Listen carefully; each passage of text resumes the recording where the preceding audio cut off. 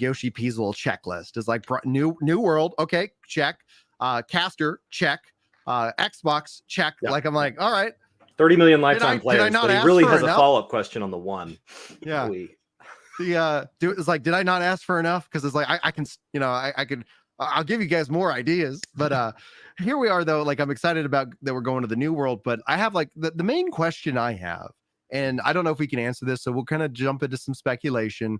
Sure. We, feel free to speak, a little spoiler warning depending on where you guys are at in the story.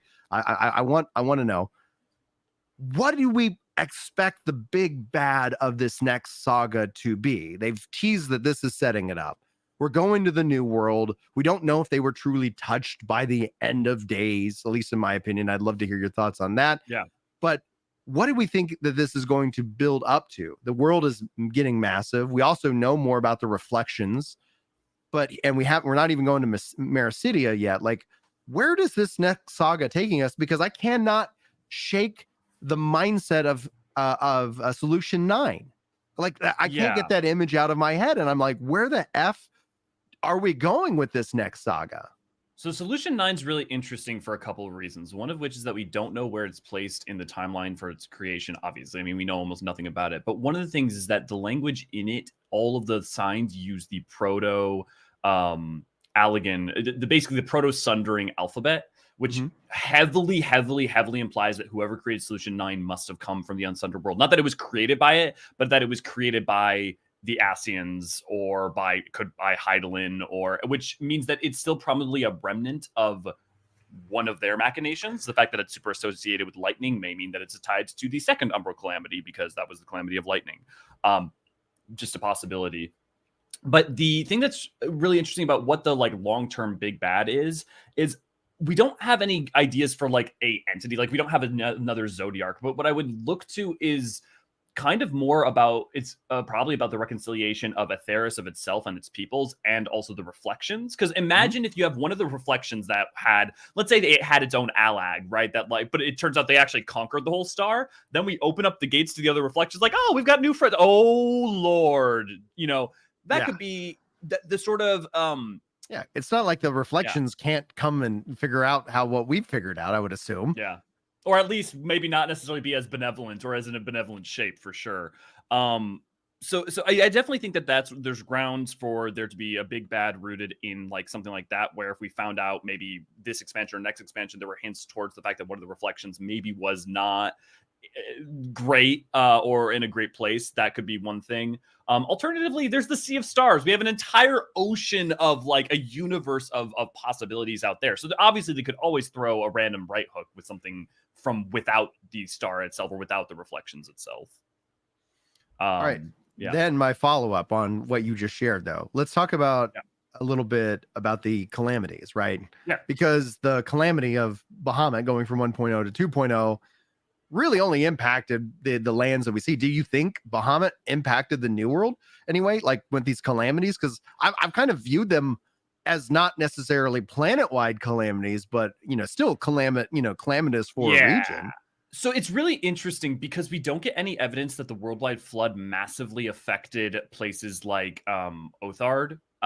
It seems like to an extent some of it's localized, but the thing is that the flood did go out as far as Airslaint and Charlian. So it's hard to tell because we don't have a ton of history of places outside of Eorzea during those events. So we don't know. We know the Calamity of Earth, for instance, was so bad that it affected Bosnia, and Bosnia is effectively almost to Othard at that point. And the epicenter of it was in the Crystal Tower, which is way over in Mordona. So I would say, yeah, in fact, it could. The thing about the Calamity of Astrality that happened with Bahamut is that its effects were more localized because the major fallout from it was rooted in the mega flare. That calamity, while strong enough to have caused the reflection to be rejoined to our star, it was not strong enough. It could have been much worse. If Bahamut had been let to go wild, Bahamut would have mega flared the whole star. Would have just gone over everywhere. But since Louis Swat took him out pretty quickly after he started, I think that's why a lot of the destruction is more localized to Eorzea. Cool. Excellent. Yeah. So that's the big question. I was going to let Chris take. As we look at people that live that different, there are different races, and the races that we know of all have kind of origin points. mostly Yeah. shared through like the books give us a lot of that information on where to expect somebody came from. Obviously, in the current timeline, we've got a lot of people all intermixed. But as we go over to Tyrol, which has been more separate, there has been voyages back and forth, but they started to show Mamalja that came from like almost as much variety as we have humanoids. Do we have any evidence that like other races have had that level of racial variety? Like they were drastically different when they showed off the different Mamalja. So it's interesting because with the mammal jaw, you've got three types, right? You've got the Hubigo, the Buniwa, and the Dopo, I think, or Doplo. They're the Doplo you only see like twice. They're the ones that like ride the Wivers in like Wanderer's Palace hard. The Buniwa are the blue ones, the ones you see in like the Blue Mage Quest. They're more magically inclined, and the Hubigo are the like more melee ones. When you think mammal jaw, you're usually thinking of Hubigo. I would say that they. I just like it every time you say Hubigo. Like, let's go. It's just fun. It's just fun. It's just Yeah. a good time. But no, the thing is that the clans there aren't really so dissimilar than something like a Dunesfolk and a Plainsfolk, really. I mean, it's just like mostly superficial changes on the outside. I mean, Hellsguard, Seawolves, I mean, that's more pigmentation. But than they anything, showed but like height differences. During the fan fest in JP, Yeah. they showed like there were short ones and tall ones and big eyes and little eyes. It wasn't just Oh, so those are the males and females and the children. So but the eye sizes were so different. Between the Hubigo and Buniwa, they're different. Yeah.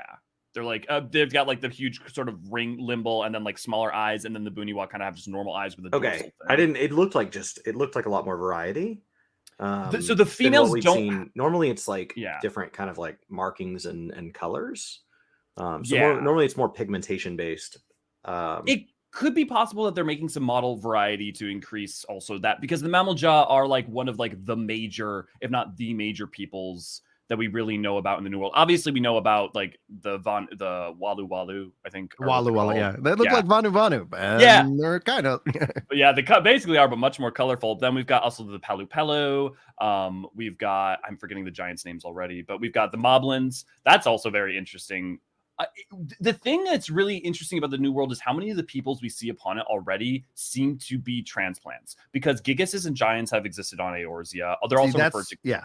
That's what I was like really wanting to get poke your mind about. The Giants